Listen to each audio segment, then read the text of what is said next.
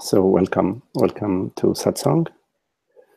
Hello, Randa. You ask, Krishna Menon recommends allowing awareness to come in at every stage of perception and to recognize it as the only real part of perception. How do you go about this? I don't have a grasp of the reality of awareness. So, Randa,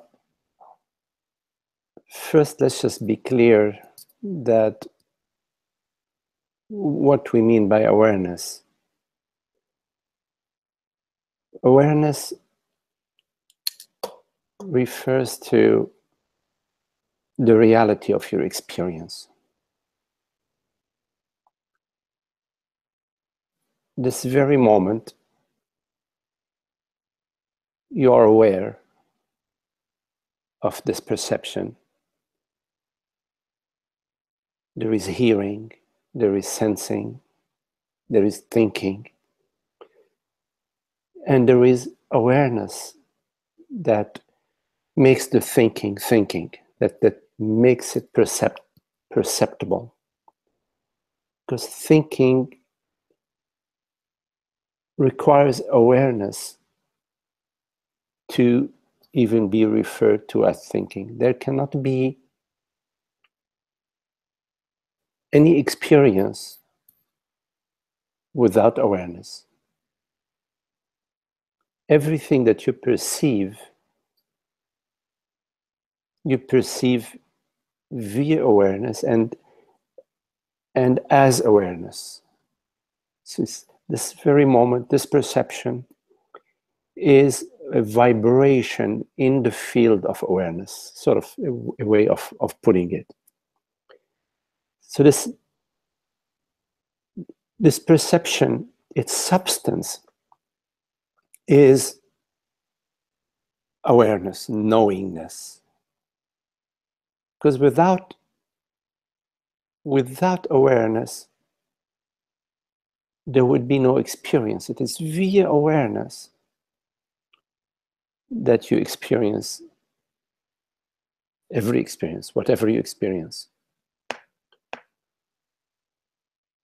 This first, you have to be really clear about that before we can go any further in your question.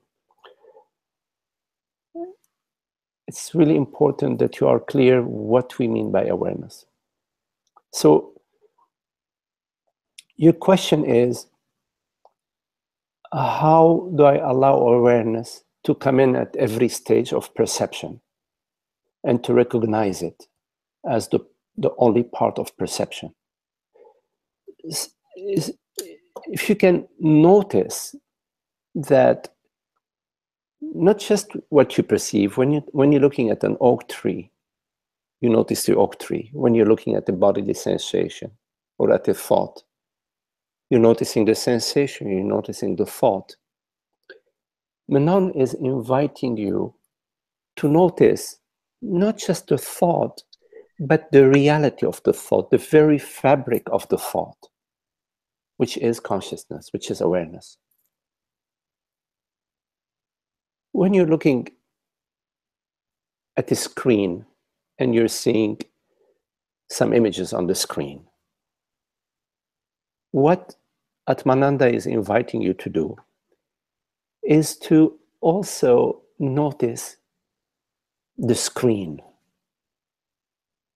When you're writing on a piece of paper, your attention is focused on the letters, on what is being written. Atmananda is inviting you to notice the paper. When you're looking at the sky, you see clouds. Atmananda is inviting you to see the clouds, to see the sky, to see not just the clouds, but to see the sky. So awareness is there, like the screen is there, like the sky is there, I mean the open space is there, like the piece of paper is there. But the mind focuses on what is appearing. And Atmananda is inviting you to pay attention to the space in which appearances are appearing. It's not a physical space, it's an aware presence or aware beingness. What Ramana Maharshi referred to as the I, the I principle, the I am, the beingness. Not I am a person, I'm a man, or I'm a woman, but just the I. I perceive. I awareness perceive. So the way you recognize awareness is by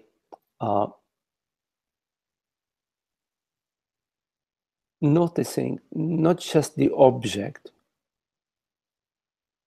but the knowingness of this object, that everything that you perceive, whether it's a thought, a sensation, a perception, that object, whether it is a gross form or a subtle form, is known to you via knowingness, via awareness.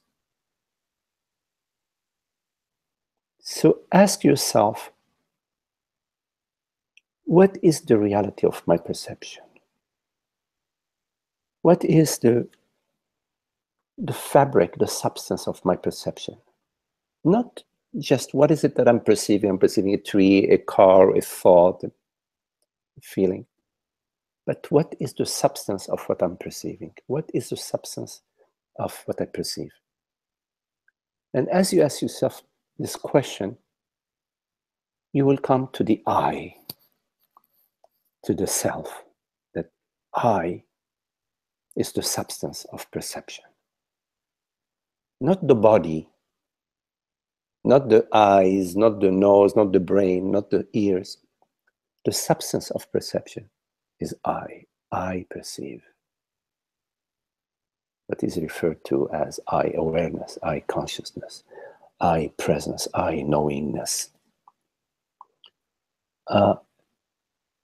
Rhonda, you write, it is as if the attention is dazzled with the ornaments and the gold is forgotten. Yes, yes, I think that is so. So it's sort of training the attention to allow the dazzle, the ornament, to sort of fade a little bit, become more fuzzy, and perceive the gold rather than perceiving the ring, rather than perceiving the bracelet,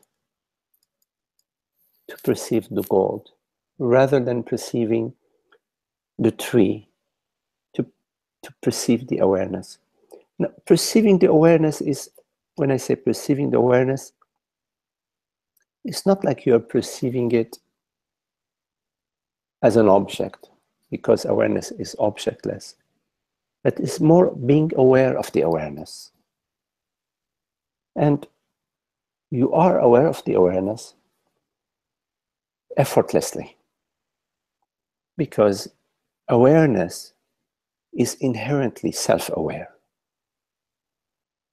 When you relax your focus or your grasp or your thinking about the objects, and you relax, you're relaxing in awareness.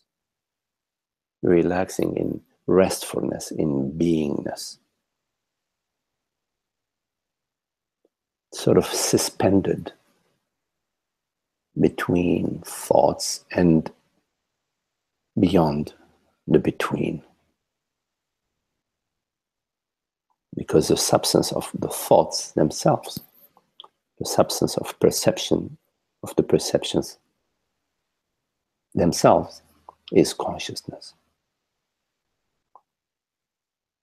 In fact, your experience is a flow of perceiving, sensing, thinking, as a field, as a unified field of awareness, sort of taking on various forms, dancing, like a leaf falling off the tree. It's just moving gently into the space, depending on how the wind and the air is moving it. It's a flow, it's a continuous flow, uninterrupted field of awareness that isn't dependent on how the wind is blowing. It isn't dependent on any phenomenal circumstance.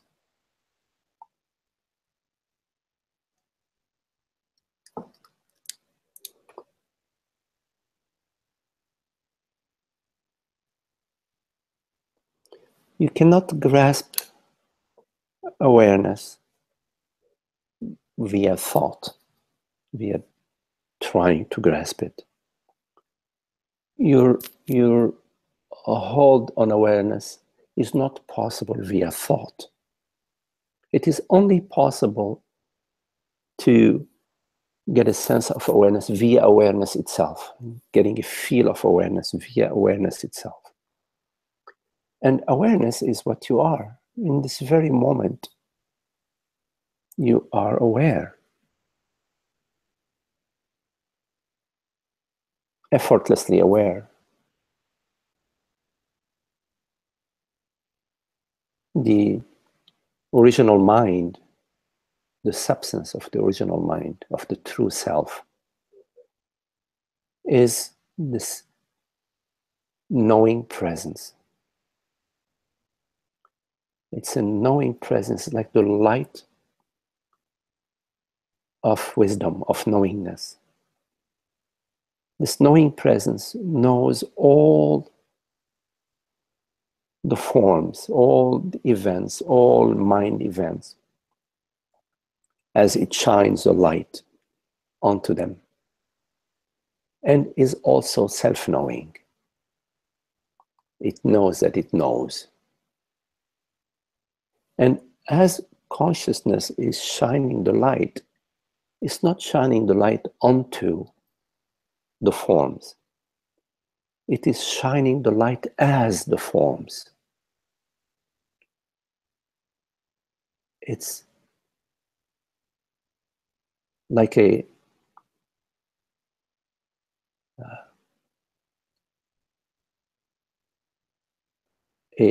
creative creation arises out of awareness, and perception arises out of awareness. So it's a simultaneous creation and knowingness.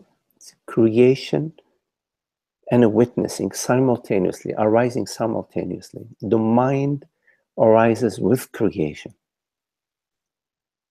The mind arises out of awareness, and the knowingness, whatever is perceived via the body-mind instrument, arises simultaneously with awareness. It is not a linear process in time. It is a process in time equal infinity, or time equal zero, in the timeless presence.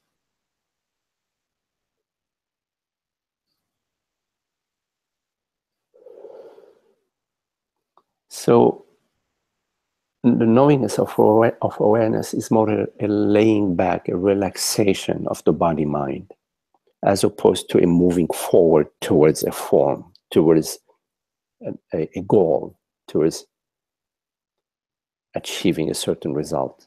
It is relaxing into what we already are, relaxing in the awareness that we are.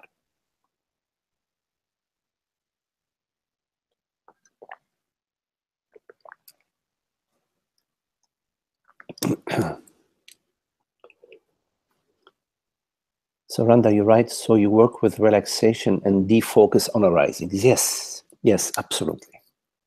Relaxation and defocus, yes.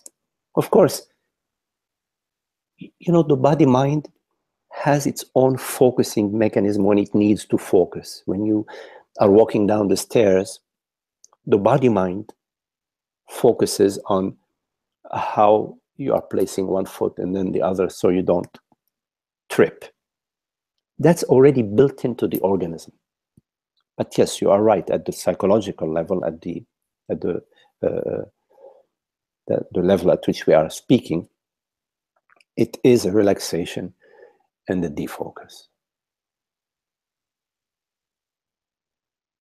A resting into a being.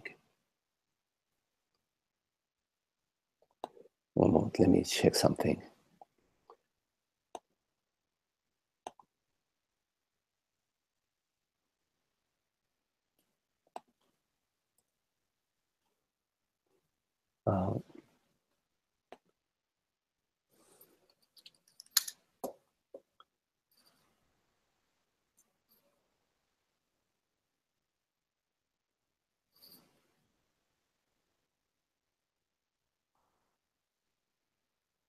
It's not a seeking, it's not a attaining something.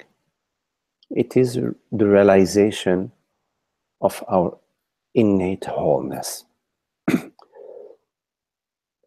which already is.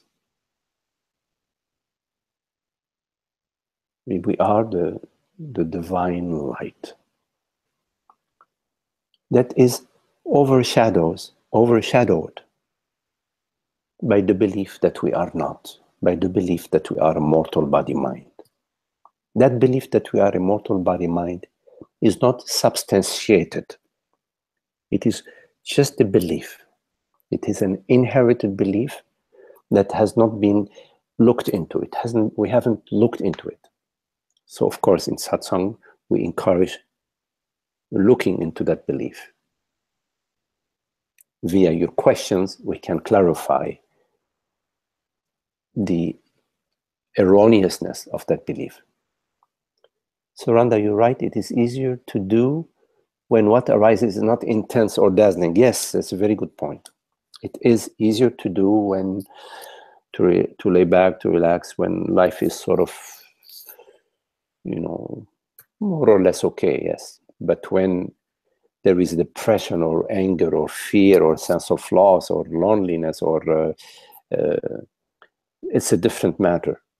But you can practice with the simple, when things are not so intense, not so dazzling, that's when you turn your attention to presence.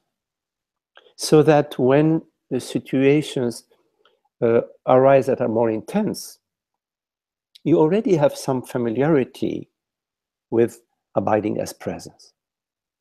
Because even the images on the screen that are more dense images and more complex images, there are still images on the screen. There is a possibility for the restfulness not to be swayed by the images on the screen once you have a certain familiarity with resting, familiarity with the peace of awareness, the peace of consciousness, which is inherent to awareness, is peace. Awareness, consciousness is not trying to improve itself. It's not trying to fix its problems. It's not trying to show off. It's not trying to solve any sense of lack. It's just the shining light of being, the bliss of the self, the ananda of the self.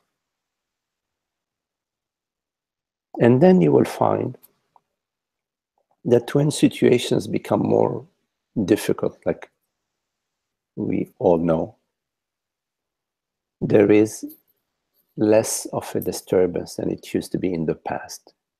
And in time, you will find that you are not so disturbed by events that happen, because you recognize yourself as beingness, as awareness, as universal beingness. I would like to add that oftentimes the heat intensifies in our life. Situations become more complex, more challenging, more difficult. And it is akin to the, what is it called? The ironsmith, the fellow that heats the iron in the fire. When you put the iron in the fire, it becomes red hot. It becomes malleable. Often in our life, we have situations like that where we cannot wiggle anymore.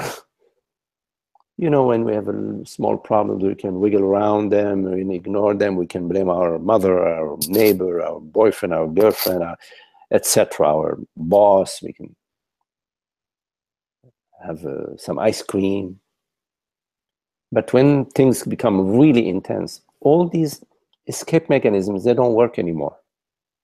You find yourself sort of facing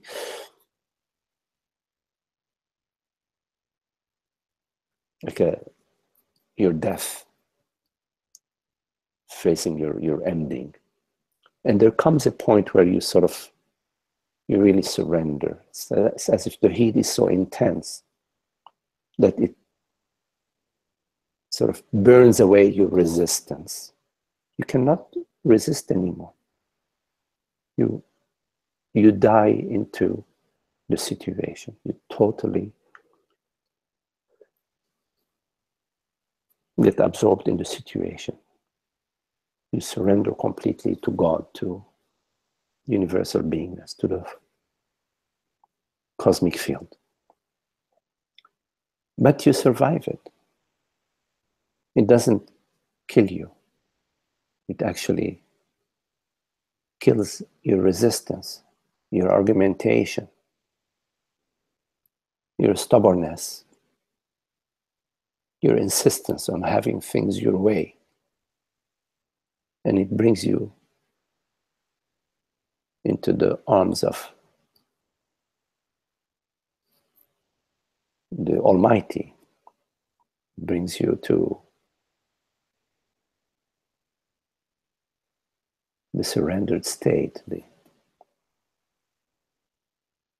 And then you will find yourself in a totally different relationship with the world, body, mind, with yourself, with your thoughts about things. So this is why sometimes the teachers, they speak of those times in your life that are difficult, that are painful, where there is intense suffering, as being an important part of your journey. Not that we are seeking them, but when they arise, they do burn some of the stubborn remaining resistance that we have, that maintains the me structure.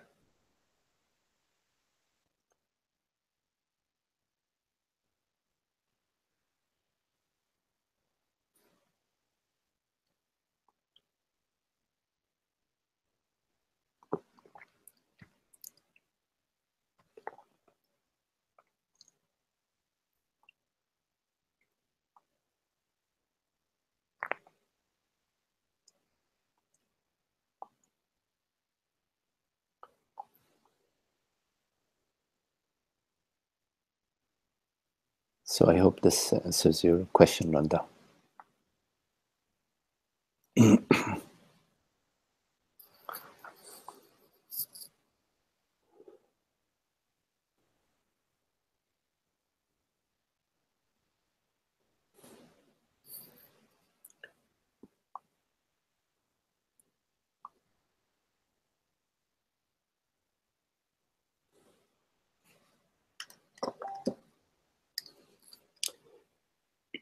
Hello, Zoe. I see your message, and me copy it and paste it here. Oh, okay. So you asked me to repost the link somewhere. Steve tried to join and said it wasn't working. Okay, let me see if I can do that. Let me go to see. Is it paste? Okay, so let's see. Okay, so this is the link. Okay, so I just posted it on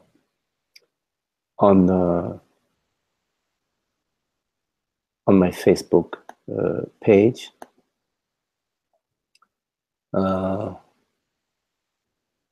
And so, and also, of course, I'm going to post it again here in the chat box. Voila. Okay.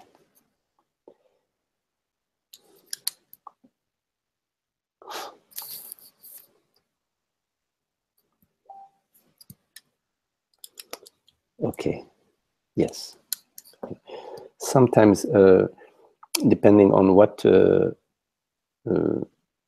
how you are joining the Hangout, if you're joining, for example, from a phone or from some other device, you may need to install the Hangout app. The Google, it's a Google Hangout.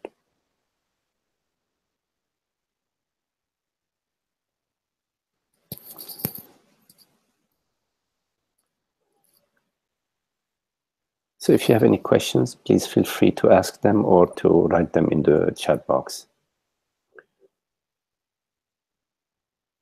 Because I don't lecture about Advaita, I just, the teaching is via your questions.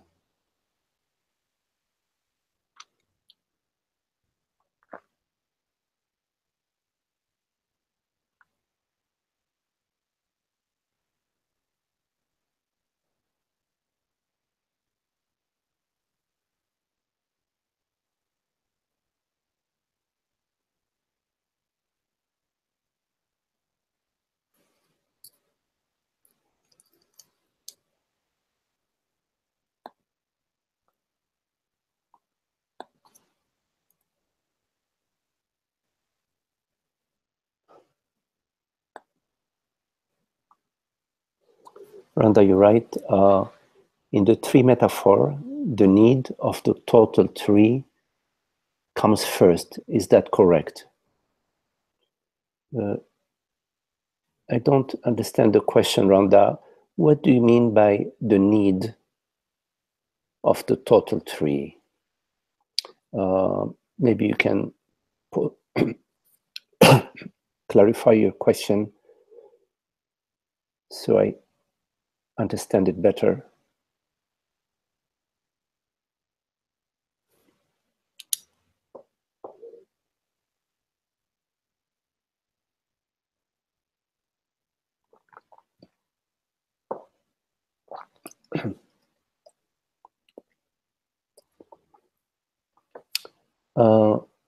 As opposed to the need of a certain branch. Yes, I had used, not today, but in the past, I had used the metaphor of the tree trunk and the branches. I'm just trying to remember how I used this metaphor. Because I use metaphors, they sort of arise spontaneously depending on the conversation.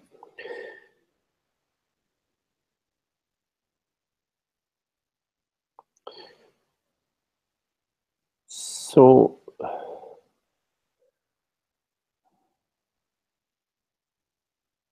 I forgot exactly how I used the metaphor, Randa. I'm sorry. I don't want to reuse the same tree trunk and branches metaphor now, because I don't recall how exactly I used it before, and I don't want to use it in a different way and create a confusion. So maybe you can ask your question differently, if possible.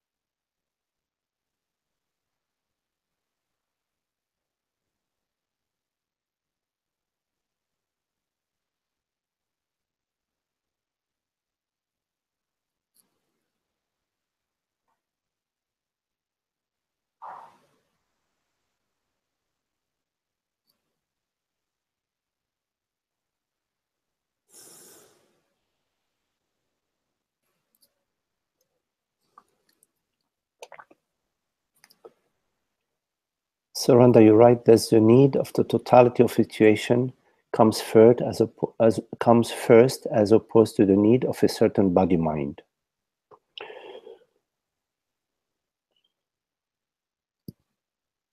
The body mind's needs are taken care of by consciousness. When you get hungry, it is the body needs nutrition. And so because the body is needing nutrition, there are bodily sensations that arise. And you, meaning your awareness, become aware of these sensations, these bodily sensations. And you realize, it's very quick, but you realize that you need to feed the body. So the next thought that may arise to you is, oh, I need to cut some vegetables and prepare a salad. And the next thought that might arise to you is, let me do it now. So you find yourself in the kitchen getting the salad and washing it and preparing the salad, preparing your meal. So at the body-mind level, it's already, there are built into the organism all what is needed for the survival of this organism, including the death of the organism. At some point, the organs will start at a certain age or in certain situations, will stop communicating correctly with each other, will stop functioning correctly, and then they will,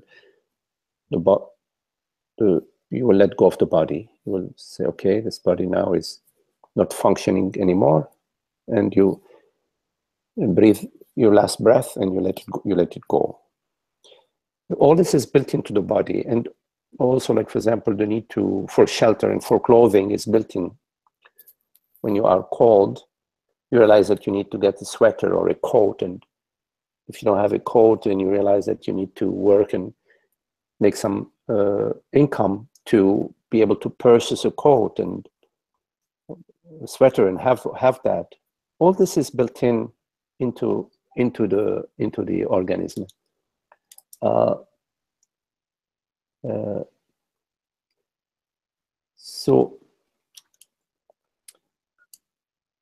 So you don't have to be concerned about that. You sort of listen and follow the directions, the directives that come to you. Always when I say you, I'm saying you awareness, I never talk of I or you as body mind. Because the body-mind is something that you experience. It's not what you are. So coming back to your question, the totality, the question is, does the need of the totality of situation come first? Now, the totality is awareness, consciousness, I use the same term, does not have a need. It does not have a need.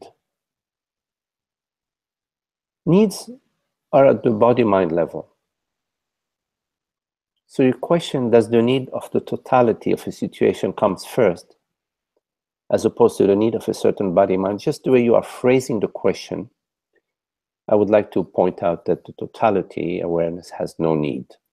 It is whole and complete. It is the reality. When we speak of consciousness, we're speaking of the totality, the reality, the one seamless reality. There cannot be two realities, because a reality that is not wholeness, entire wholeness, and there is another reality, and then reality A will end and reality B starts. How can a reality end? It's an oxymoron. Reality does not end. Reality is. See? So there's one reality, one truth, one awareness, a seamless, universal awareness. So what sort of needs are we talking about? If all is the self, if all is awareness, it already has all it needs. You follow? Only some object may need. Like a car is an object. It needs to go to the fueling station, the gas station. It needs an oil change. Only a body needs food, needs rest, needs friendship. A plant needs a sunshine, needs water, needs a good soil, fertilizer, whatever it needs. Only forms, needs apply to forms, to objects, to the phenomenal realm. Needs do not apply to awareness.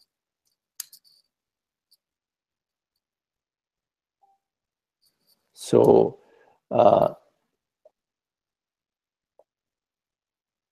yes, Isaac, I will come to your question in just a minute. Yes. So yes, in your contemplation, maybe that's just going maybe a little bit further with your question. Maybe that's what you meant in your question. In your contemplation, you're always contemplating consciousness. You're always contemplating the totality, the wholeness, presence, beingness, not as a thought, but as your direct experience. In your direct experience right now, Ramda, it is awareness that perceives, and it's the same awareness that 10 minutes ago was perceiving the conversation we were having 10 minutes ago. That same awareness hasn't changed. It is the reality, meaning unchanging, ever-present, eternal, infinite. That is the contemplation. The contemplation is of the eternal formless self. Until that is established as your experience, fully your experience. Let it root, let it bloom, flower and flourish. Your attention and your focus should be upon that. And you can trust that the body-mind is taken care of, will function via the grace of consciousness as needed. No, I got your question. I think it's good but if you feel that some part I didn't address fully your question, please reformulate or formulate another question. So the body-mind, we are the managers of the body-mind. We are not the body-mind. In managing, we do our best within our limitations. Sometimes we need more funds, sometimes we need more information, sometimes we need more time, and we don't have them. We do our best. So in managing the body-mind, you do your best. 200 years ago, when there was a virus, it used to wipe out tens of thousands of people, because that's the medical knowledge that they had at the time. Now we have different assets available to us. We have more comfortable homes, etc. I mean, overall. So we do our best as managers of the body-mind, but we never we are not the body-mind. We're not the manager of the property. Is not the property.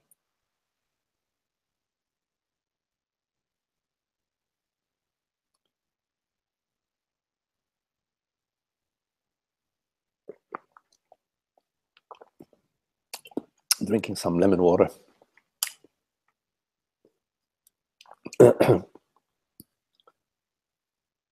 Okay, Isaac, you I'm just gonna very quickly come to this. Yes. Okay, here you are, Isaac. So.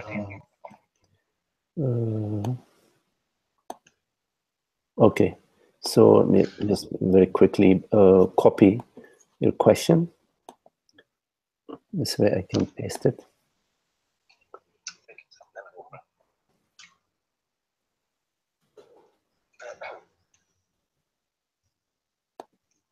Isaac, you.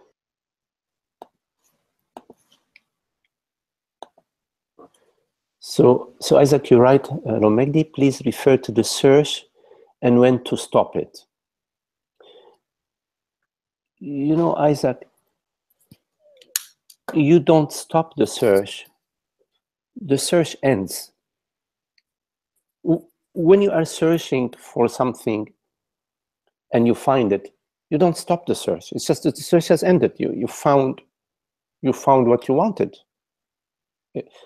So there isn't like a choice to, let me stop the search. When should I stop the search?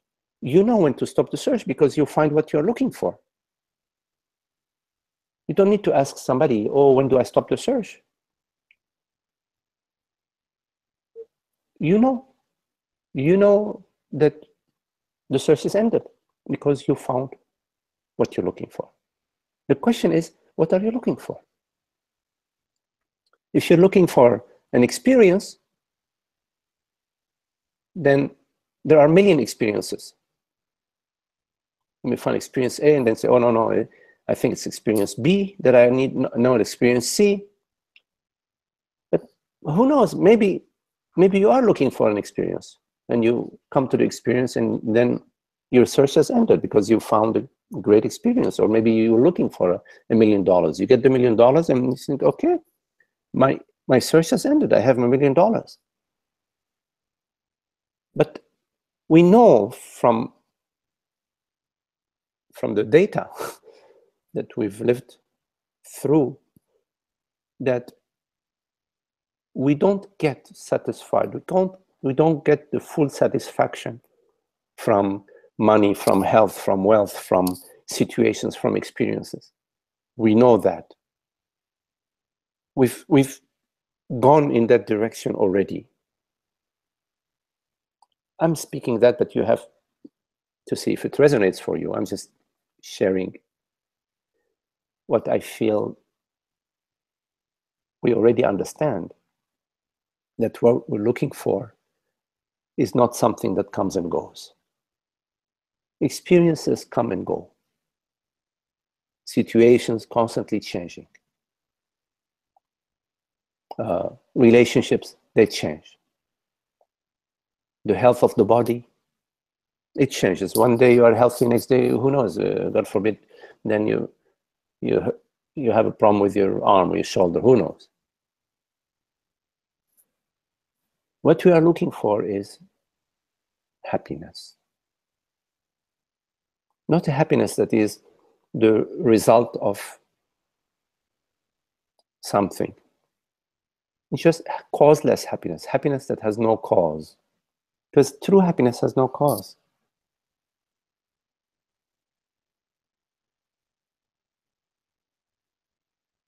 We are looking for peace and happiness.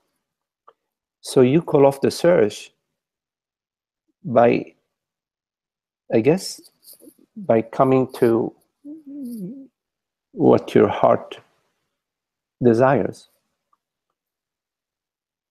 When you are at peace and happy, and events in the world, body, mind don't disturb you, when the images on the screen don't disturb you, then you know yourself as a screen. And then it doesn't matter really what unfolds, what doesn't unfold, because you're no longer a kite in the wind being blown right and left. When you arrive at the Sahaja Samadhi, there's a causeless peace and happiness. It's not a state, it's not an experience. It's coming to the revelation of the truth of what you truly are, the reality of the self, the Godhead, the God consciousness. In some schools, they use that language. So,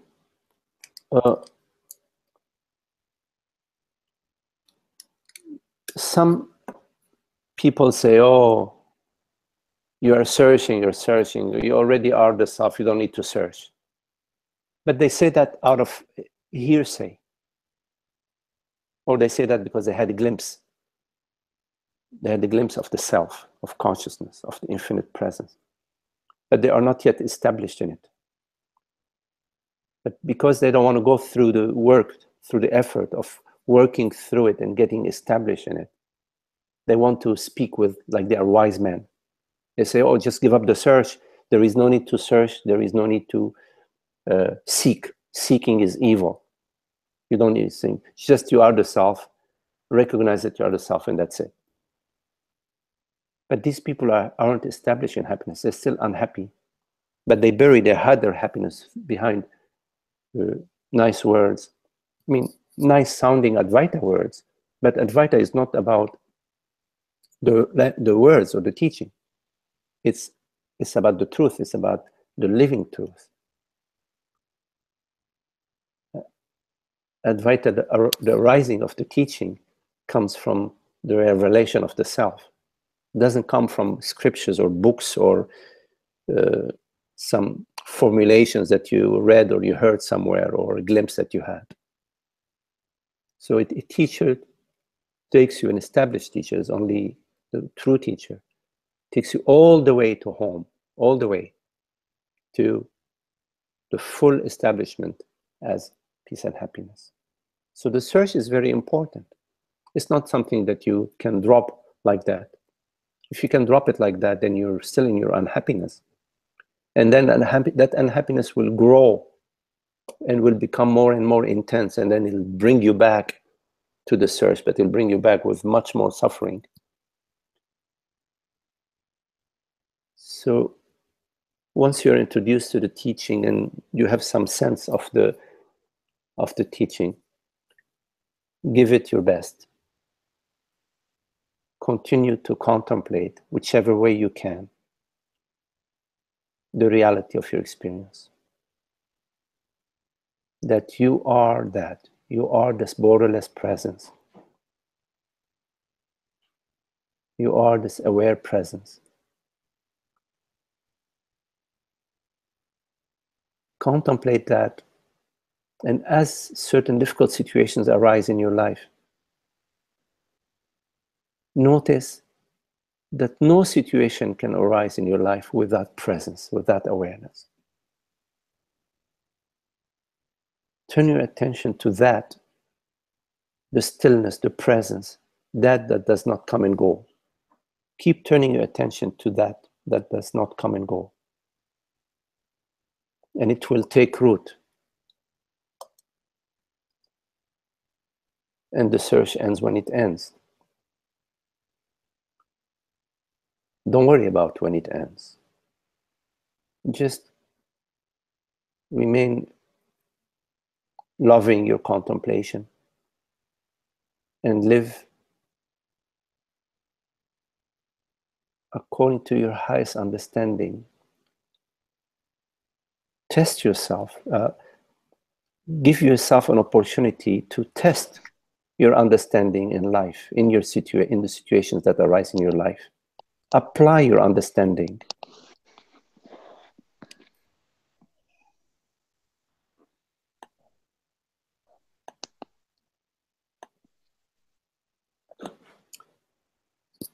Hello, Aaron. Aaron, you're right. It appears as if the closer I get to my spirituality, I also tend to self-destruct more. Bad habits, drinking, carelessness as well. Why is it? Yes, it's a good question, Aaron. You know,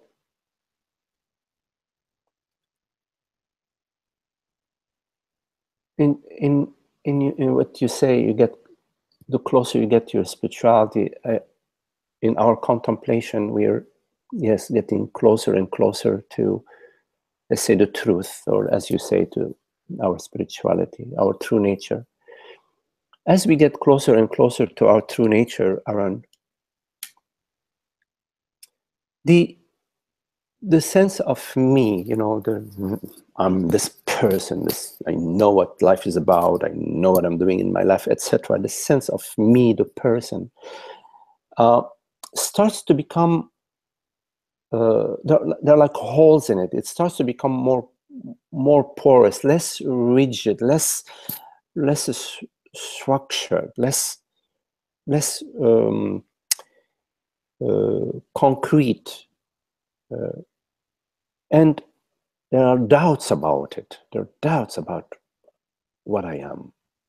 And it's in a way a bit scary to the personal self. There is a sort of a little bit of a rebellion, or multiple rebellions, that we don't want. You know, the separate self still wants to maintain itself. It wants to maintain its story, its beliefs. It's like, oh, I know what it's about, or I'm on the right path in life. I know. It wants to maintain itself. And in a way, it can't in the same way that it was before, because your contemplation, your spiritual contemplation, is starting to see through this illusion. The illusion that I am a man, that I am the body, mind, that I'm a person, that I'm a mortal being. And one of the ways in which the personal self rebels is by creating some addictions, at the feeling level. It starts to act out. It creates a certain feelings of rebellion in the body mind. It starts to act out. It's not a bad thing. You know, the experiences that you are mentioning in your comment here, that the bad habits of drinking and carelessness are just a rebellion of the personal self.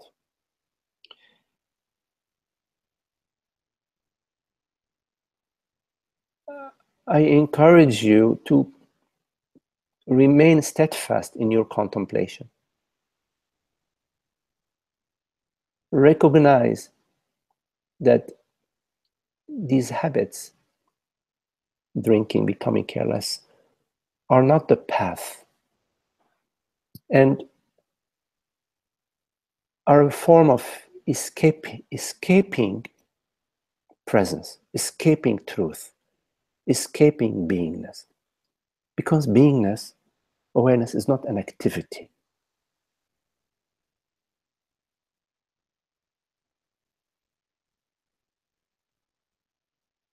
The activities of drinking, all sorts of addictions, are like a kid stomping his foot on the ground.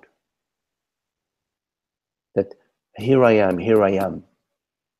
This is what's real. This is what's real. I'm having fun. I don't care about the world. I'm do what I want, etc. These are activities. These activities are a form of avoidance and escape from the stillness. The sooner you realize that,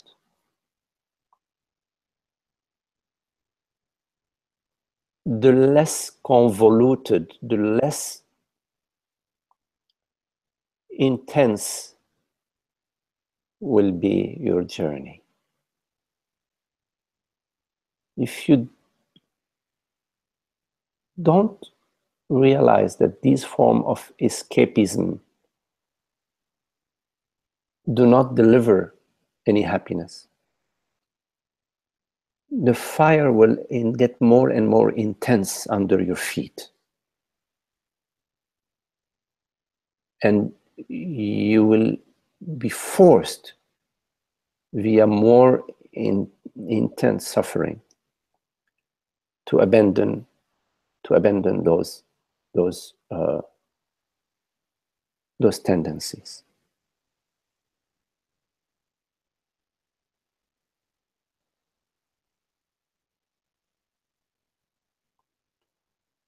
So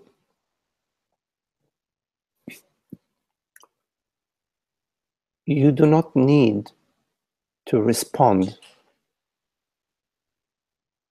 to these body-mind tendencies. As they arise, you do not need to follow them. You can remain in your stillness. That's an important practice at some point in our spiritual journey. To be still, irrespective of what is arising.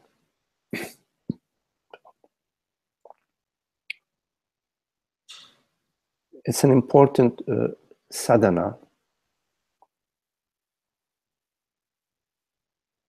So I encourage you to do that, to remain still as these tendencies arise to go drinking or act carelessly, to just remain still. I am not talking about denying them or ignoring them, but remaining still as these images are arising, as these sensations are arising, as these thoughts are arising.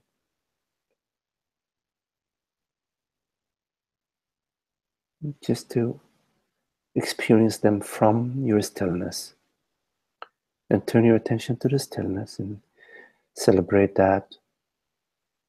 Images come and go, they're a dime a dozen.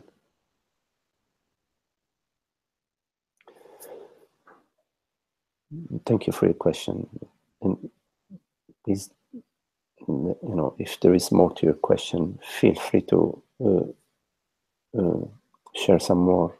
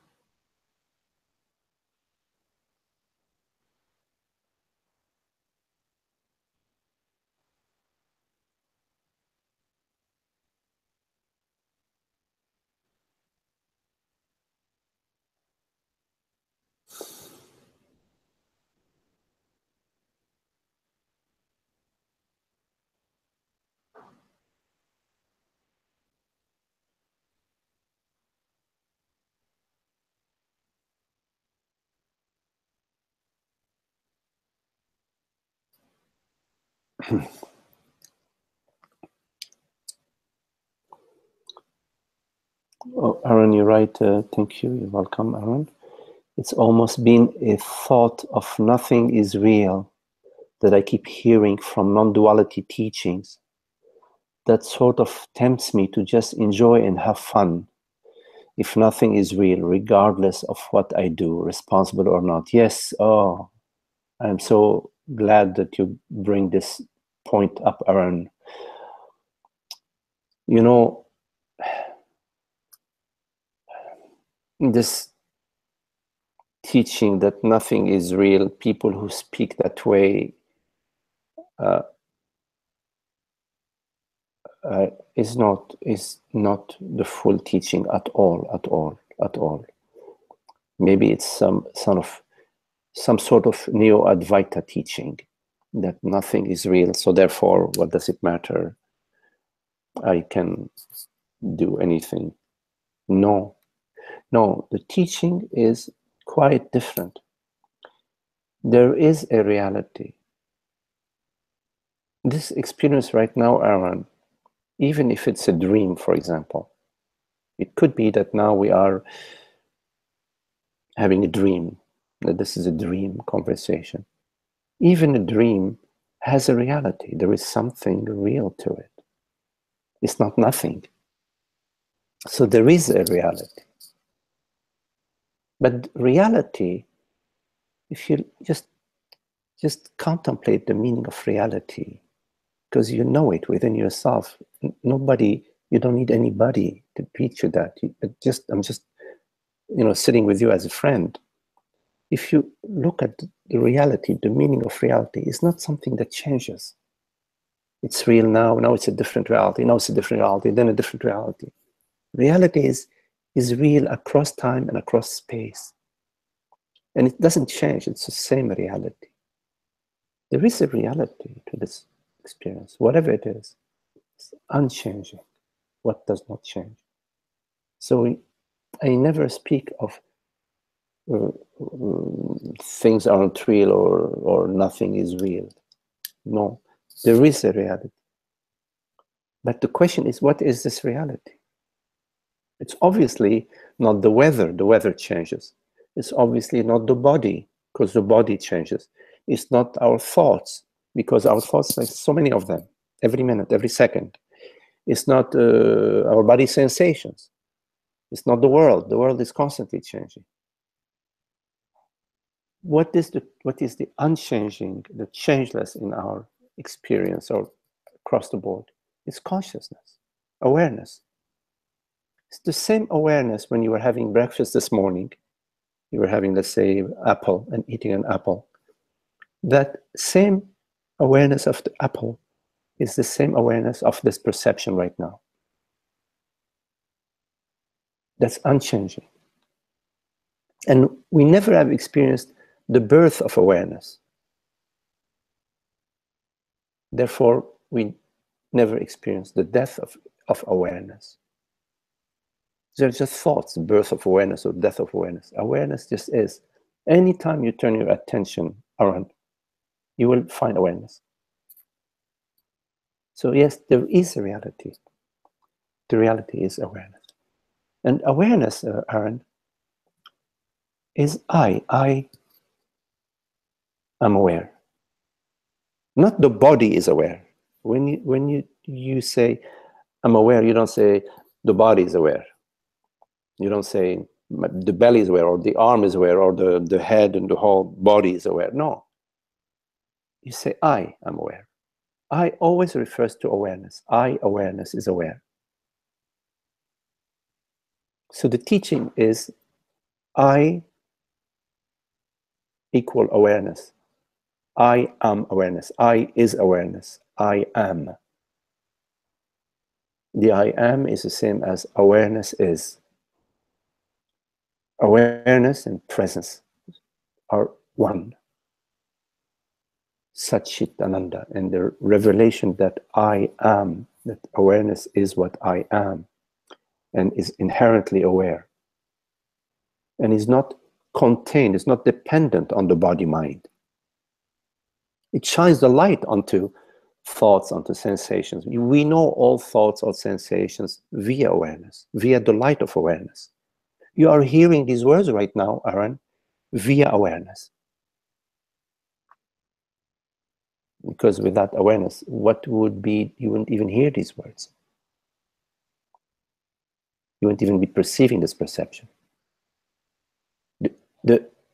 Some people say, oh, it is the ears. It's because of the ears. It's not because of the ears. It is because of awareness. Awareness is what perceives. Like when you are looking at the moon with a telescope, it's not the telescope that perceives. It is you, the scientist, that perceives. The instrument is not what perceives. The instrument is just a tool to perceive the moon, like the ears are a tool to hear words, to hear sounds. The eyes are a tool to perceive colors and shapes and so on. But the perceiver is I, consciousness. And you don't need the body to know yourself.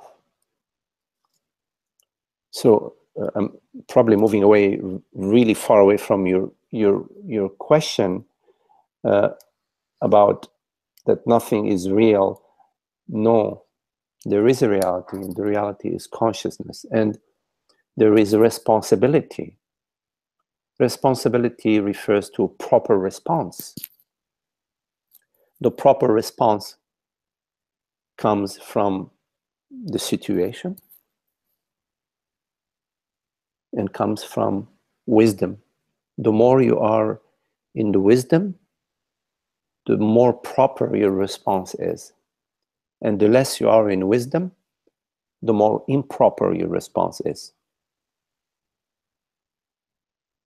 You are in wisdom when you are closer and closer to the truth. And you are in ignorance the further and further away you are from the truth.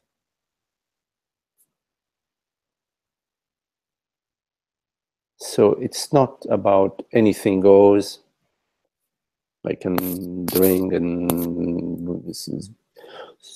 waste my time, do whatever I want. No, this experience that we are having right now, Aaron, I don't mean this very instant, but what we refer to as life is a magical and show, and at the same time, this is a laboratory where you can conduct your experiments, where you can contemplate and conduct your experiments to come to the truth. Otherwise, you're spinning. You know, in Indian tradition, they speak of the wheel of samsara. That if you don't use this life for the contemplation of truth, then you're just, in the mind, and then you're spinning and spinning. They speak of endless lifetimes of just spinning in rebirth and suffering and death, and rebirth and suffering and death. This life is your opportunity to take full advantage of the time given to you to come to the revelation of the self, the revelation of the Godhead, of truth, whatever, words we want to use about it. I hope I did address your question, Aaron. That's a very important question, and it always rubs me the wrong way when I hear people teaching this way, saying nothing matters, nothing is real. When we speak in the teaching about reality versus illusion, we are pointing in the teaching to the reality of consciousness and the impermanent quality of the body-mind. Like in your night dreams. In your night dreams, you have infinite dreams. But what you are is not the dream. You are the sleeper, the dreamer. But your dreams matter. It matters that your dreams are sweet. Because if you're having nightmares, heck, what sort of dreams are these? It's pretty miserable. You know, it matters that you have sweet dreams. You know, like when we bid each other good night, we say, sometimes we say sweet dreams. We're wishing sweet dreams onto, you know, because it matters. Hello, Zoe. I saw your question. I'll be right to it. So when we speak of the illusory nature of the body-mind, we're referring to, we're pointing to the reality of consciousness. It's just part of the teaching, but it's not the ultimate teaching. Teachers use various tools in bringing you home, in bringing you to the peace and happiness of the self. If you stop along the way, you come to some incomplete teaching, and then teachers, people say that I'm a teacher, and they speak from that incomplete revelation, and then the teaching is not complete. It's skewed. It leads to all sorts of places of where people are stuck. It happens.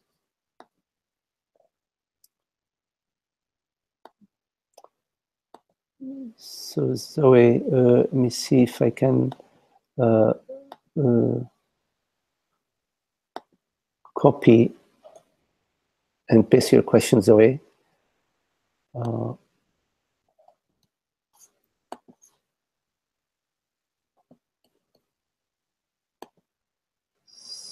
So Zoe, let me see. Okay, so Zoe, you're right.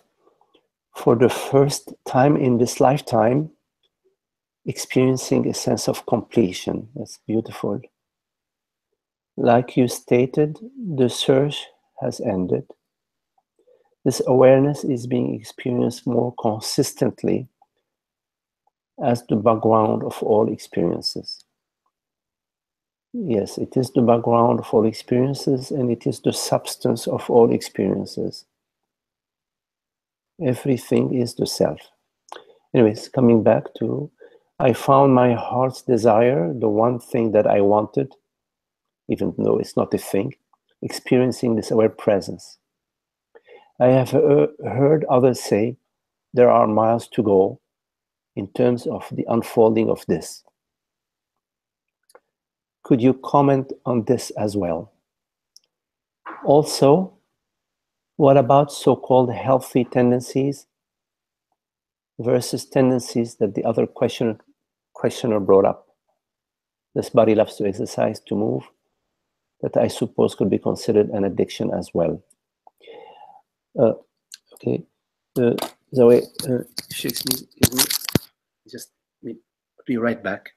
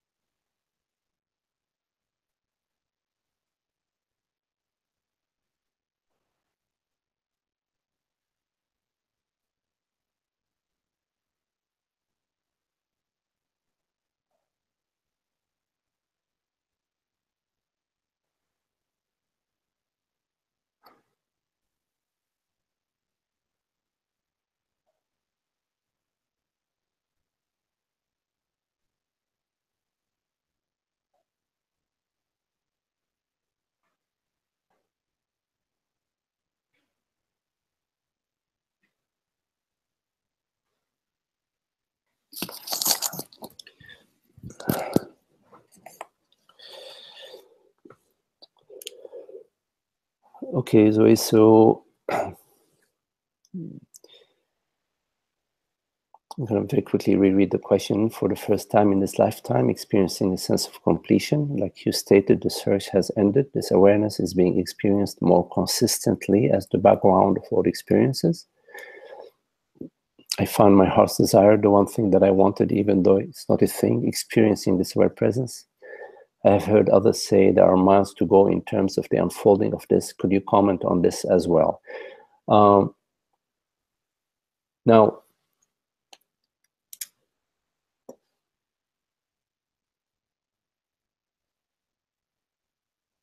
the contemplation, Zoe, the contemplation is unending.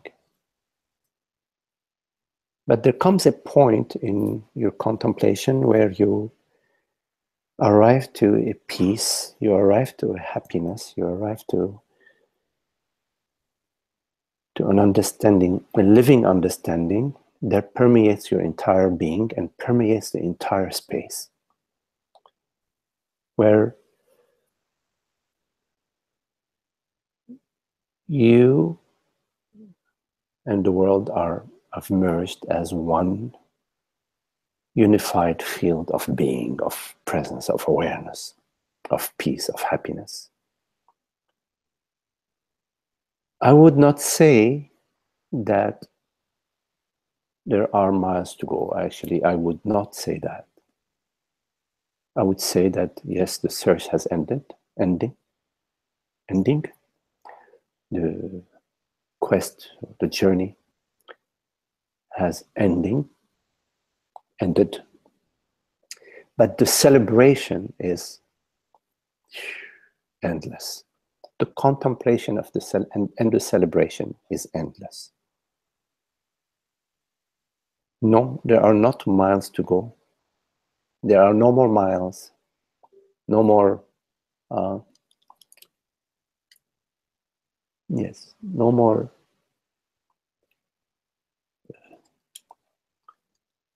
goals or places to avoid or attain. It's just a deepening of it's like just the waves just keep on expanding, the waves of bliss and happiness and peace. And there are insights that continue to arise, but they're like a bonus. Like they're not addressing any sense of lack anymore. They're no longer arising because there is a need or there is something that's still lacking. It's like flowers falling off the tree and blooming, and then like the perfume. You walk in the garden and you smell the perfume of the peach tree, the perfume of the rose field, the perfume of the petunias, etc. It's just and it's also more and more synchronicity that starts to occur in your life, and insights that